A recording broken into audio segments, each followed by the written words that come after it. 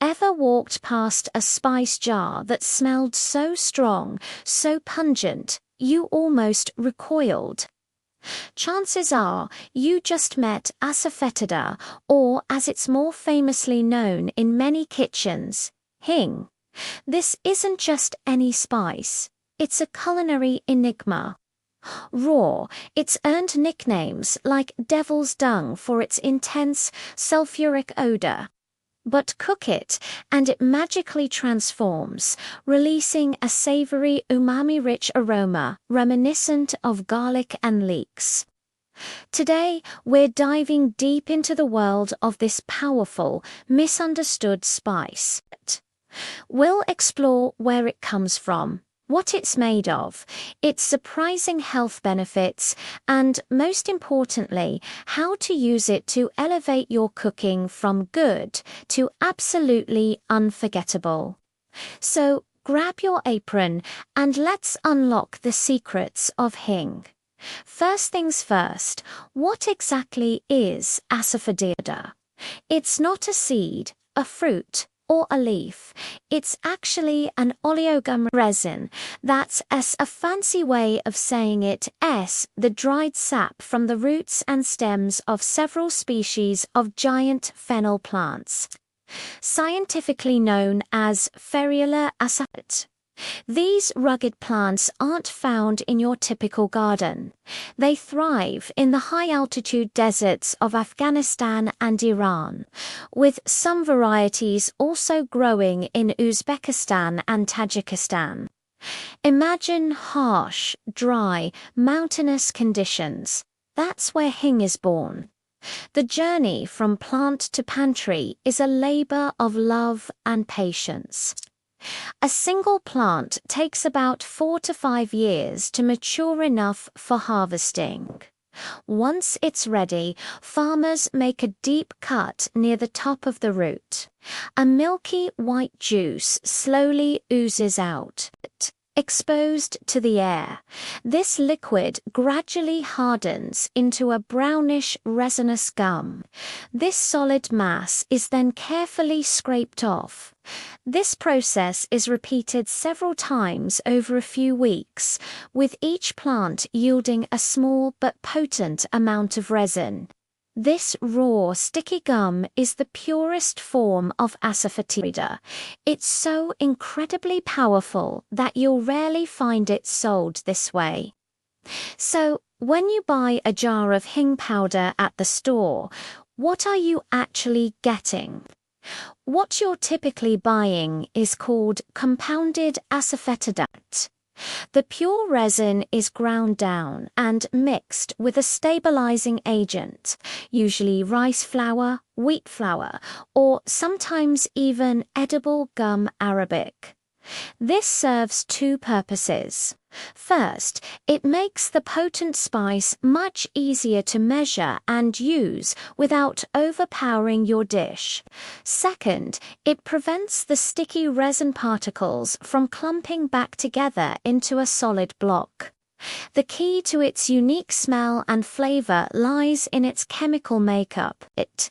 It's packed with sulfur compounds, the very same things that give garlic and onions their sharp, pungent character. It also contains resins rich in ferulic acid and volatile oils like pinene. While it's not a powerhouse of vitamins, it does contain trace amounts of fiber, calcium, and phosphorus. Now, let us talk about the incredible health benefits that have made Hing a staple in traditional medicine for centuries. Particularly in Ayurveda, its most celebrated role is in digestive health. It's often hailed as the king of carminatives, meaning it's exceptionally good at preventing the formation of gas in the gastrointestinal tract and helps in its expulsion. If you struggle with bloating, flatulence, or even symptoms of irritable bowel syndrome, a little bit of Hing in your food can make a world of difference. It stimulates digestion and helps keep your gut happy. Beyond digestion, Hing has benefits for the respiratory system. It acts as a natural expectorant, helping to relieve chest congestion by loosening phlegm. In folk medicine, it's been a go-to remedy for conditions like asthma, bronchitis, and even whooping cough. Its natural antimicrobial properties also mean it has antibacterial and antifungal effects, which can help fight off various infections. For women, Hing can be a valuable ally. It's known to help relieve menstrual cramps and regulate cycles, partly due to its blood-thinning properties. However, with great power comes great responsibility. It's important to be aware of the potential side effects. Because it's so potent, overconsumption can sometimes lead to gastrointestinal upset, like nausea or diarrhea, especially in those with sensitive stomachs. Its blood-thinning properties, which come from compounds called coumarins, mean it should be avoided before any scheduled surgery. For the same reason, it's traditionally considered an emmenagogue, a substance that can stimulate blood flow in the pelvic area and uterus. Therefore, pregnant women are strongly advised to avoid it, as it could potentially increase the risk of miscarriage. And a crucial safety note, pure Asafoetida should never be given to infants, as it can cause a serious blood disorder. So you have this powerful spice. How do you actually use it without your entire meal tasting like, well, devil's dung? The secret is in the heat. The golden rule of cooking with Hing is less is more, and you almost always activate it in hot fat. This technique is central to Indian cooking and is known as tadka or tempering. You start by heating a small amount of oil or ghee in a pan. Once it's hot, you add just a tiny pinch of Hing powder, re-talking 1/8 of a teaspoon or even less. For a few seconds, you'll get that intense raw smell, but then, like magic, it vanishes. It's replaced by a warm, savory, onion-like fragrance that's absolutely divine.